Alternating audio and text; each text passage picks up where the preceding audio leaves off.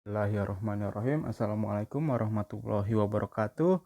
Selamat datang di video pembelajaran pada tema 6 yang berjudul merawat hewan dan tumbuhan. Dalam subtema 2 merawat hewan di sekitarku pada pembelajaran 1 dan 2. Seperti biasa untuk memulai pembelajaran marilah kita berdoa dulu. Berdoa dimulai. Selesai. Kalau gitu kita mulai saja pembelajarannya. Nah, di sini perhatikan gerak ayam ketika makan ya. Di sini ada gambar ayam lagi makan ya. Jadi ketika makan ya, ayam ini punya tangan tidak? Ya, tentunya ayam ini tidak mempunyai tangan ya, yang bisa mengambil makanannya, tetapi dia makan langsung melalui paruhnya ya, dari mulutnya. Paruh itu mulutnya ya. Jadi paruh langsung mematuk makanan lalu mereka makan ya. Jadi biasanya begitu cara mereka makan ya. Dan biasanya ketika makan ya, sayapnya selalu dilipat ya. Lihat di sini ya. Ini ada ayam yang lagi makan nih. Nih, dia langsung menunduk ya, mematuk makanan yang ada di depannya. Nah, seperti yang kita pelajari dari kemarin ya, kita kemarin sudah mempelajari tentang beberapa hewan beserta makanannya ya. Kalau ayam sendiri makanannya apa kira-kira ya?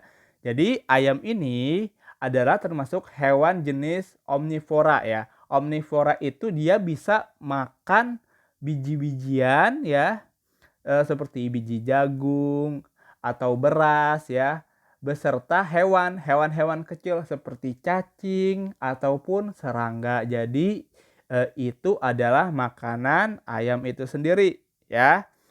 Kemudian selanjutnya di sini ya, ayo membaca. Bacalah teks berikut dengan intonasi yang tepat ya. Eh, Bacaan ini berjudul ayam ya. Ayam adalah hewan berkaki dua. Cakar kakinya digunakan untuk menggaruk-garuk tanah. Cakar kaki digunakan untuk mencari makanan. Makanan ayam berupa hewan-hewan kecil di dalam tanah. Ayam juga memakan biji-bijian. Ayam berkembang biak dengan cara bertelur. Telur-telur dierami induk ayam selama 21 hari. Setelah 21 hari, telur-telur pun menetas. Telur dan daging ayam mengandung protein tinggi. Protein berguna bagi tubuh manusia ya. Jadi seperti yang Bapak jelaskan tadi, ayam itu berkaki dua ya. Berkaki dua, eh dia tuh punya sayap ya, tetapi dia tidak bisa terbang ya.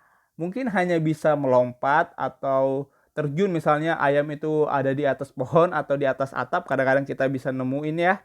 Nah, mereka bisa lompat, tetapi lompatnya tidak jatuh gitu aja, tetapi bisa memperlambat. Jadi dengan sayapnya memperlambat jatuh sehingga mereka tidak sakit ya ketika jatuh. Nah, selain itu ayam itu makanannya tadi bisa biji-bijian, bisa juga hewan-hewan kecil yang ada di dalam tanah seperti cacing ya.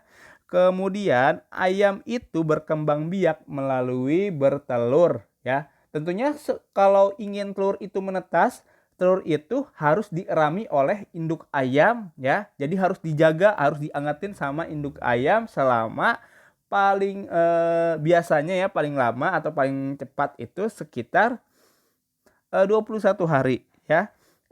Telur dan daging ayam mengandung protein tinggi. Protein berguna bagi tubuh manusia. Nah, jadi di ini adalah yang harus kalian ketahui tentang ayam ya. Selanjutnya, kita di sini ada tugas pertama. Jawablah pertanyaan berdasarkan isi teks di atas ya. Maksudnya teks yang barusan kita baca ya, yang judulnya ayam. Nah, tulislah jawaban dengan huruf tegak bersambung. Jadi tulisnya itu harus menggunakan huruf Latin atau tegak bersambung di buku Latin atau di buku garis 3 ya. Jadi itu. Yang pertama soalnya, berapa jumlah kaki ayam? Yang kedua, apa makanan ayam? Yang ketiga, siapa yang mengerami telur? Yang keempat, berapa lama telur ayam dapat menetas? Yang kelima, apa kandungan telur dan daging ayam yang berguna bagi tubuh manusia? Ya, jadi jawaban dari pertanyaan-pertanyaan ini, jawabannya itu ada di bacaan seperti ini ya. Di bacaan sebelumnya yaitu yang berjudul ayam ini ya. Jadi kalau menjawab pertanyaan harus berdasarkan bacaan ya, agar betul semua. Selanjutnya, di sini perhatikan kalimat-kalimat pada teks bacaan di atas. Maksudnya kalimat-kalimat tadi ya, ini nggak usah kita kerjain, Bapak jelasin aja. Lingkari huruf pada awal kalimat. Apakah huruf awal kalimat menggunakan huruf kapital? Kesimpulannya, huruf kapital digunakan pada. Nah, jadi kesimpulannya di sini ya, kalau kita perhatikan di sini, huruf kapital itu adalah huruf besar ya. Huruf kapital biasanya digunakan pada huruf pertama pada awal kalimat, yang kedua nama orang, yang ketiga nama hari, nama bulan, nama tempat, dan lain-lain ya. Jadi itu adalah penggunaan huruf kapital ya. Nah,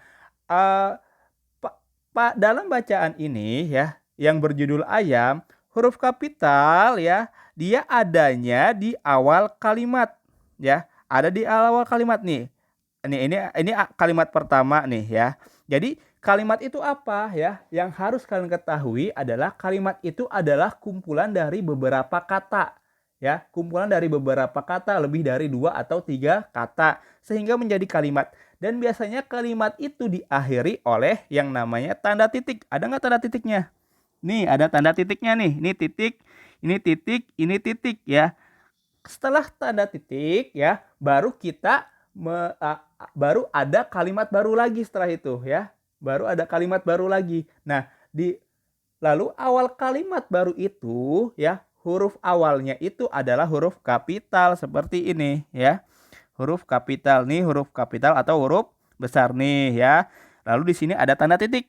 Kemudian ada kalimat baru lagi berarti. Nah, di sini ya berarti di sini huruf kapital. Terus kita baca lagi di sini nih, ada tanda titik ya. Kemudian diawali lagi buat kalimat makanan ayam berupa hewan-hewan kecil di dalam tanah. Lalu diakhiri oleh tanda titik lagi.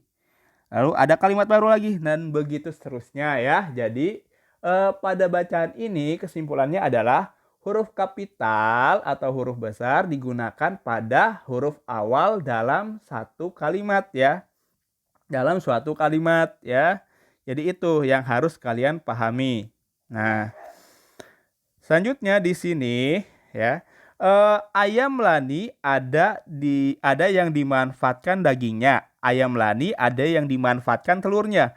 Daging ayam ditimbang menggunakan alat timbangan. Telur ayam ditimbang menggunakan alat timbangan. Jadi di sini ya ada jagung ya, jagung yang dikemas dalam karungan atau dalam satu karung. Kemudian ada beberapa butir telur, kemudian ada satu daging ayam. Nah, coba kalian kita pasangkan ya. Kira-kira dari 3 bahan makanan ini menggunakan timbangan yang mana yang cocok, yang paling cocok. Sebenarnya semua timbangan ini bisa ditimbang di mana aja, tetapi yang paling cocok, yang paling sering digunakan yang mana. Nah, di sini ada nomor 1, 2, 3. Nah, di nomor 1 ini adalah timbangan pasar.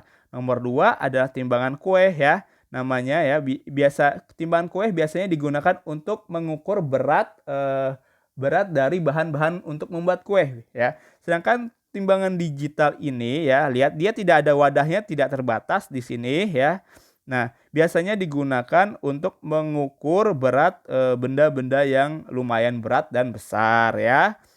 Nah, jadi kalau misalnya kita cocokin nomor yang jagung ini kira-kira nomor berapa? Ya, tentunya di sini adalah nomor 3. Sedangkan ya, kalau telur bisa digunakan di nomor 2. Sebenarnya kalau misalnya jumlahnya sangat banyak, telur juga bisa digunakan di timbangan nomor 1 ya. Sedangkan kalau ayam ya, kalau misalnya kita ke pasar, banyak pedagang ayam yang menggunakan timbangan pasar seperti ini. Ya, jadi sampai sini paham ya. Lalu selanjutnya di sini ada bacaan nih, kita baca ya. Merawat ayam. Ayam perlu dirawat dengan baik agar tidak mudah sakit. Kandang ayam perlu dibersihkan agar lingkungan bersih dan sehat. Ayam juga perlu diberi makan secara teratur. Ayam juga perlu diberi vaksin agar tidak mudah sakit. Nah, di bawahnya ada pertanyaan. Apa saja yang dilakukan Lani untuk menjaga kesehatan ayam peliharaannya? Jadi apa yang harus Lani lakukan agar ayamnya sehat? Yang pertama ya, di sini ada jawabannya ada di atas ya. Ayam perlu dirawat dengan baik, yaitu dengan cara apa? Jadi kandangnya harus rajin dibersihkan. Yang kedua, ayam juga harus diberi makan secara teratur. Yang ketiga, ayam juga harus diberi vaksin ya, agar ayam ini tidak mudah sakit ya. Jadi ini agar tidak mudah sakit, jadi ayam harus diberi vaksin. Ya, jadi sampai sini paham? Nah, kemudian di sini ada bacaan lagi. Lani memiliki kebiasaan-kebiasaan yang harus dilakukan ketika memelihara hewan peliharaannya. Kita memiliki kebiasaan-kebiasaan yang harus dilakukan dalam kehidupan sehari-hari. Sebagai pelajar, kita memiliki tugas belajar. Kita berangkat ke sekolah untuk belajar di sekolah. Kita tidak boleh terlambat tiba di sekolah. Tiba di sekolah, kita memberi salam kepada guru. Nah, lalu selanjutnya, sebelum mulai pelajaran, kita berdoa kepada Tuhan. Kemudian ketika mengikuti pelajaran, kita harus mematuhi tata tertib. Misalnya, memperhatikan petunjuk guru. Selain itu, kita juga harus menyelesaikan tugas dari guru. Lalu, tugas di sekolah bermacam-macam. Ada tugas berdiskusi tentang materi pelajaran, ada tugas membaca dan menulis. Nah, jadi itu adalah tata tertib di sekolah. Ya, jadi tata tertib itu apa? Jadi tata tertib itu dibuat ya agar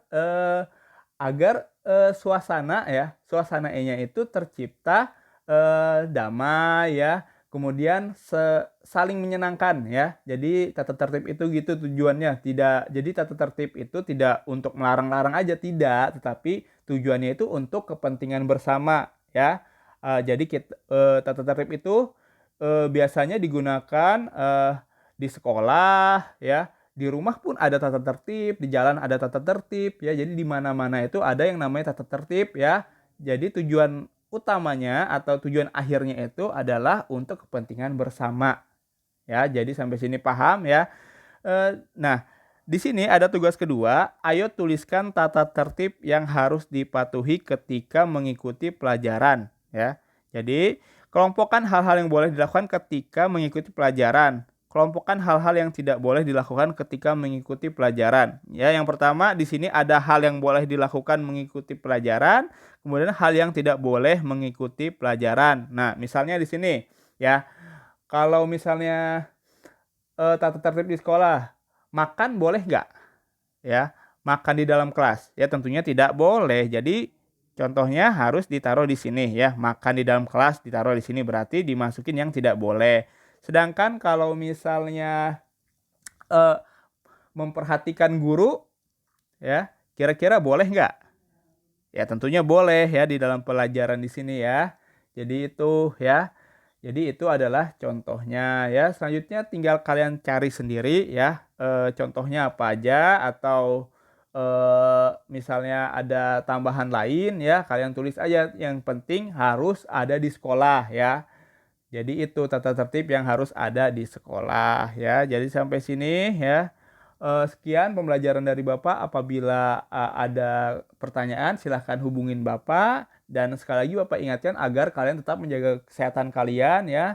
Dengan cara melakukan protokol kesehatan ya. Tapi lebih amannya itu kalian tetap di rumah ya. Tetapi kalau misalnya ada urusan keluar ya. Seperti biasa harus melakukan protokol kesehatan ya.